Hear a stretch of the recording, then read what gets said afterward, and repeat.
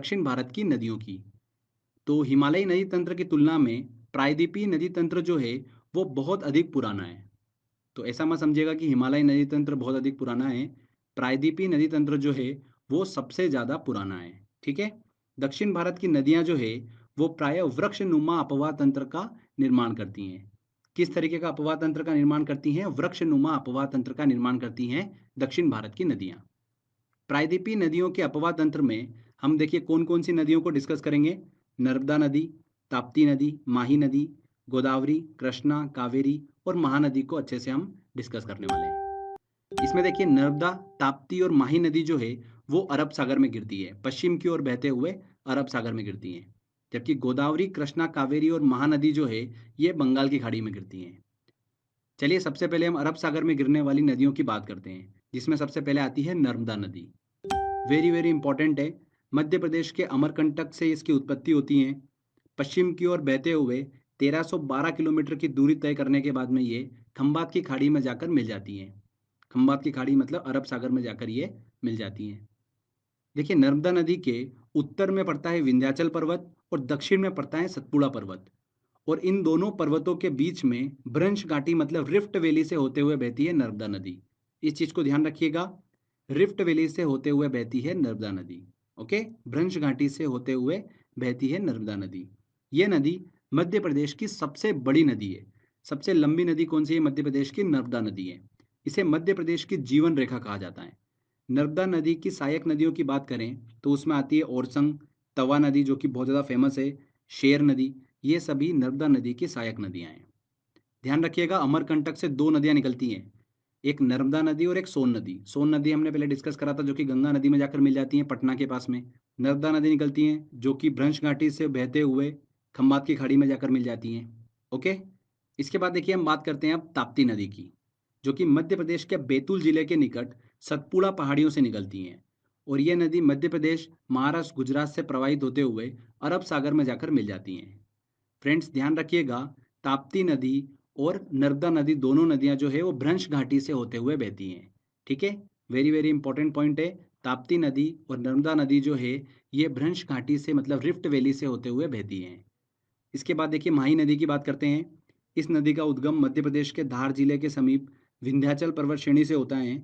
मध्य प्रदेश से देखिए ये पश्चिम की ओर राजस्थान, गुजरात में बहते हुए ये नदी खंबात की खाड़ी में जाकर गिर जाती हैं।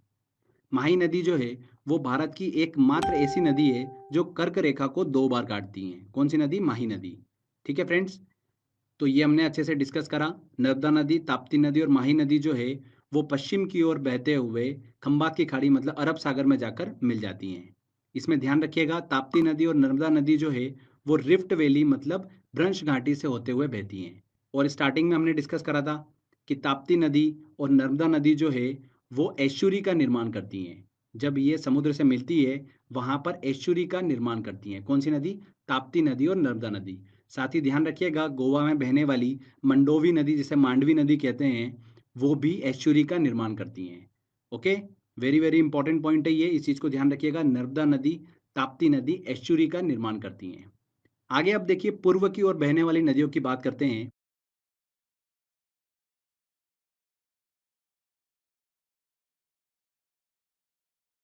एक महीने में आमतौर पे अगर सिर्फ मैं ट्रेडिंग से बात करूं कितना कितना आप अर्निंग कर लेते हैं? उसमें सबसे पहले हम डिस्कस करेंगे गोदावरी नदी। बहुत ही इंपॉर्टेंट है। इस नदी की कुल लंबाई कितनी है? 1465 किलोमीटर है। ये प्रायद्वीपीय भारत की सबसे लंबी नदी है। ध्यान रखिएगा वर्ड को, प्रायद्वीपीय भारत की सबसे लंबी नदी कौन सी है? गोदावरी नदी। भारत की सबसे लंबी नदी पूछा जाता है तो गंगा नदी है। ठीक है। वर्ड को आप ध्यान रखिएगा। ये नदी जो है महाराष्ट्र के नासिक जिले के त्र्यंबकेश्वर से निकलती हैं और दक्षिण पूर्व की ओर बहते हुए बंगाल की खाड़ी में जाकर गिर जाती हैं।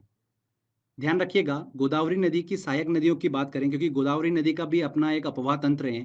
तो इसकी सहायक नदियां हैं कौन कौन सी? पेनगंगा, इंद्रावती और प्रणहिता। इंद्रावती बहुत ही इंपॉर्टेंट है। ये तो आपके दिमाग में फिट हो जाना चाहिए कि गोदावरी नदी की देखिए सहायक नदी इंद्रावती। तो पेनगंगा, इंद्रावती और प्रणहिता ये गोदावरी नदी की सहायक नदियां हैं। यहाँ से देखिए एग्जाम में क्वेश्चन पूछा गया था, आईएएस एग्जाम में क्वेश्चन पूछा गया था यहाँ पर 2015 में। तो क्लियर हुआ। आगे बात करते हैं फ्रेंड्स कृष्णा नदी की। कृष्णा नदी जो है वो प्रायद्वीपीय भारत की दूसरी सबसे बड़ी नदी है। इसका उद्गम जो है महाराष्ट्र के महाबलेश्वर के पास से होता है। कृष्णा नदी जो है महाराष्ट्र से होते हुए कर्नाटक, तेलंगाना और आंध्र प्रदेश से बहते हुए बंगाल की खाड़ी में जाकर गिर जाती है। कृष्णा नदी की प्रमुख सहायक नदियों की बात करें तो उसमें तुंगभद्रा, भीमा और कोयना नदी है। कृष्णा नदी की 3 सहायक नदियां तुंगभद्रा, कोयना और भीमा नदी है।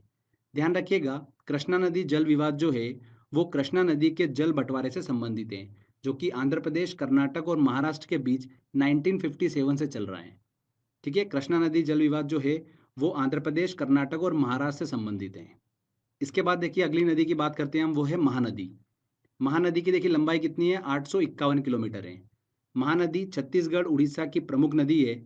इसका उद्गम छत्तीसगढ़ के रायपुर के निकट सिहावा पहाड़ी से होता है और ये नदी पूर्व की ओर बहते हुए उड़ीसा में प्रवेश करती हैं और डेल्टा का निर्माण करते हुए बंगाल की खाड़ी में जाकर गिर जाती हैं। ध्यान रखिएगा, महानदी की सबसे इम्पोर्टेंट सहायक नदी जो है वो कौन सी है, तेल नदी है। ये एग्जाम में क्वेश्चन पूछा जाता है यहाँ से कि तेल नदी किस नदी की सहायक नदी है, तो महानदी की सहायक नदी है तेल नदी। साथ ही जोंक नदी जो है वो भी महानदी की सहायक नदी है। इसके बाद बात करते हैं कावेरी नदी की। इस नदी की लंबाई जो है वो कितनी है, 800 किलोमीटर है। कर्नाटक के कुर्ग के निकट ब्रह्मगिरी पहाड़ियों से निकलती हैं और कर्नाटक, तमिलनाडु से बहते हुए तिरुचिरापल्ली के निकट बंगाल की खाड़ी में जाकर गिर जाती हैं।